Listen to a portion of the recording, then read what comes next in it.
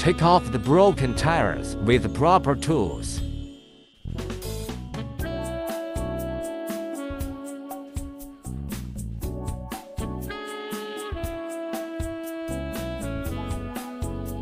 To mount the new tire into the wheel properly. Then adjust the tire into the rim step by step.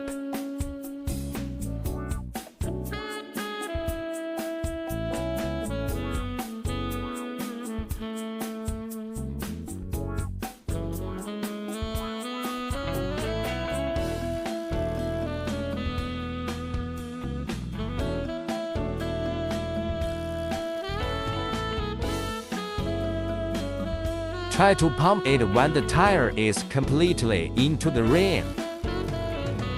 Please take out the valve, pump the tire to make sure the tire connects with the wheel properly if it's can't pumped in.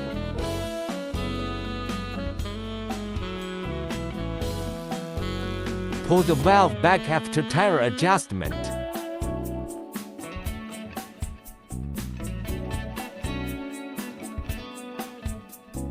Please pump it to 50 psi.